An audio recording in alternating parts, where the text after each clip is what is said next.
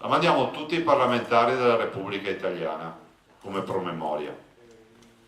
La mandiamo a tutti i ministri come promemoria.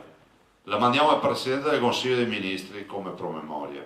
Un promemoria composto di cifre come il miliardo di euro di danni stimati o i 100.000 ettari di bosco coinvolti e di immagini, tantissime da tutta la regione, che testimoniano i danni provocati dalla recente ondata di maltempo. Numeri e immagini contenuti nell'instant book Veneto in ginocchio, presentato dal governatore Luca Zaia nella sede di 3 baseleghe di Grafica Veneta. Un libro per non dimenticare, come scrive Zaia nella prefazione, che l'emergenza non è finita, ma il Veneto non molla. Questa è una tragedia che deve entrare negli annali della storia, no? Avere 100.000 ettari di bosco interessato, dei quali 28.000 rasi al suolo, vuol dire avere una tragedia unica nel suo genere. Ma la tragedia del maltempo che ha devastato parte della regione ha confermato anche lo spirito di solidarietà e la laboriosità di un popolo che davanti alle avversità si rimbocca subito le maniche. Noi abbiamo in prima pagina abbiamo questa foto che io ricordo.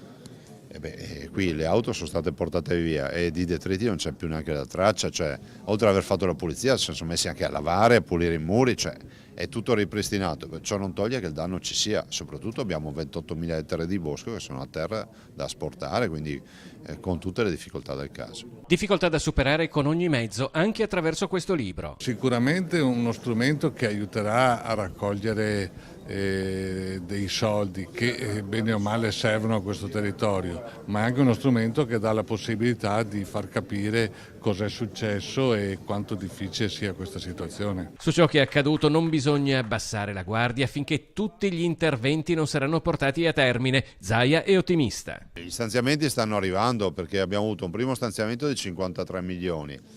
Adesso entro fine anno c'è un altro di mezzo miliardo di euro e a quota parte arriverà il Veneto, quindi dovremmo arrivare a un centinaio di milioni già disponibili. Poi si annunciano ovviamente mezzo miliardo di euro nella legge di stabilità sempre per stanziamenti per questi fatti e poi si annunciano anche investimenti a tutela del dissesto idrogeologico per, io spero, miliardi di euro, visto considerato che dalle dichiarazioni si evince questo, e anche queste sono risorse che arrivano in Veneto.